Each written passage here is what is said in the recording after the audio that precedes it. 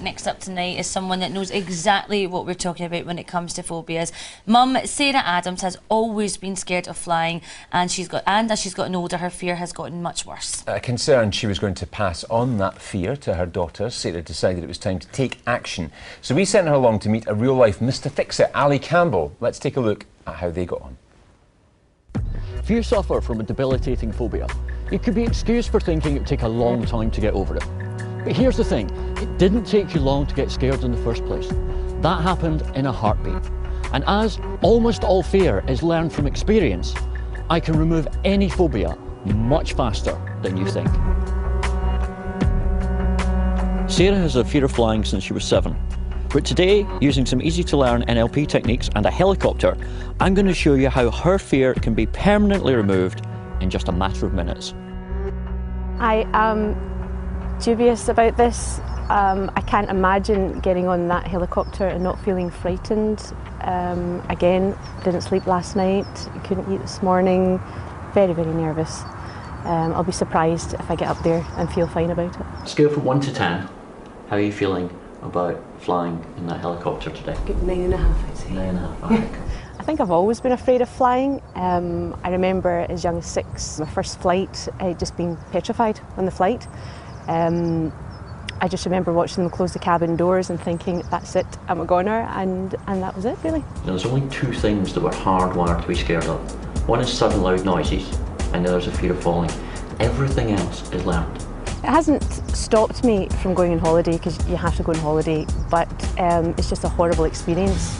I find that I start to get frightened the day before, I can't sleep the night before, I can't eat. What we're going to do is, not going to take away your memories, it's not Men in Black here, but what we are going to do is make it so that your brain recalls them in a different way. Okay.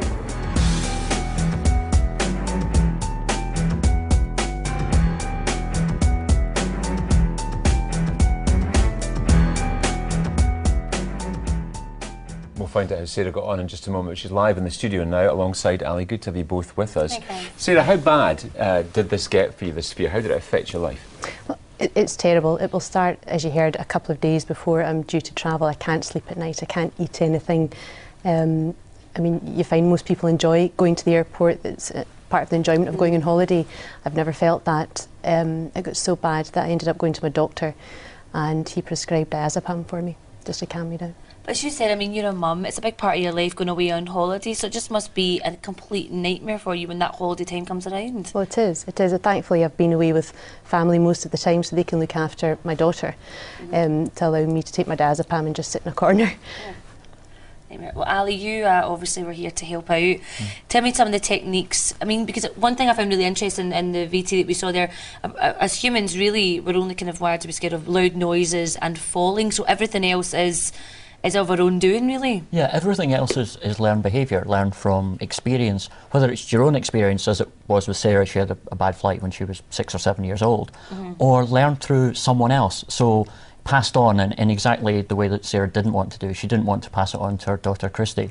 So you can imagine, you know, you open the cupboard door, there's a spider, mum screams, shuts the door, little person learns, oh, mum knows best, so there must be something to be scared of. Yeah. It just sort of makes sense. And it's passed on and passed on and passed on. Okay. Only 2 things we're hardwired for fear are a fear of falling and a fear of sudden loud noises. Okay. So what techniques were you using there? We heard from Sarah in the VT just how scared she was. What techniques did you use to get her on board that helicopter? I used some NLP techniques, neuro-linguistic programming. Now, if I can sort of explain how that works, it's a bit like if you were to go home tonight, put on the TV and there's a horror movie on, you're going to get scared if you watch it. Yeah.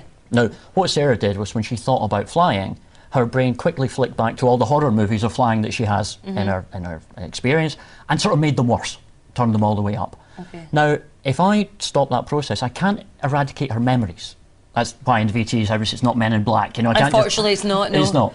But what I can do is I can detach the emotion to those memories. So it can be like looking at somebody else's holiday pictures. You can see there's a beach, you can see there's a sunshine in the sea, but there's no emotion because it's not you. Okay. And that's exactly what we did. It took about 45 minutes. All right, well, let's see the results after only 45 minutes. Let's see how you both got on.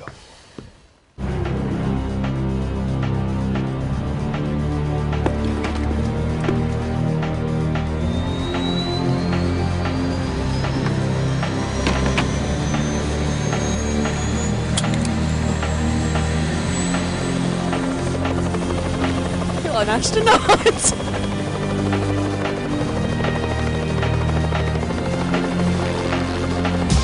I can't believe this. I'm going to cry for a completely different reason.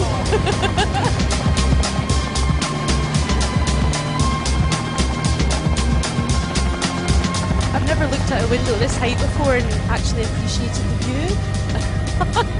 Brilliant. So how are you feeling? I feel fine. I feel absolutely fine. Brilliant. Isn't that cool? I'm not frightened. So we're currently flying over Lothian at 1,300 feet, but the next thing that I'd love for you to do is to get in the front beside our pilot. The view's going to be completely different, the experience will be completely different, and that's your final challenge. Okay.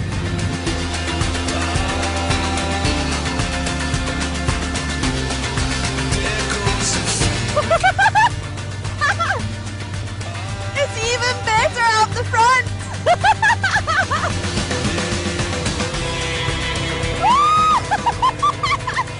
Oh my God, you've got to try this.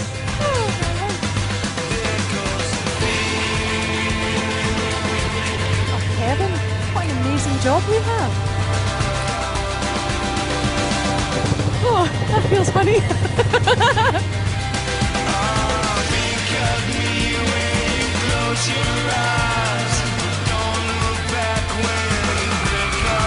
Absolutely fantastic. Absolutely fantastic. I can't believe it. My friends won't believe it. I can't believe it. It was absolutely amazing. It was amazing.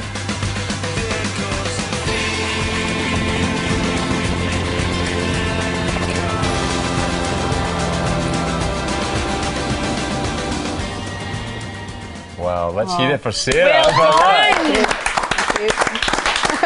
Not only did you do it, you loved it. I enjoyed it. What had changed? Why is flying now okay for you?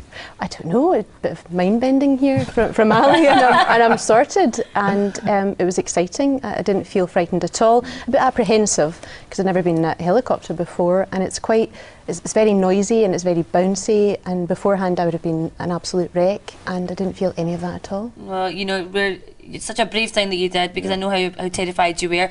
But Ali, it's so encouraging that within 45 minutes, just by simply talking through, because as you said, a fear is something that you get in a split second, it can be taken away again. Yeah, it doesn't take you long to get scared. So if you get scared in a heartbeat, it can be removed just as quickly.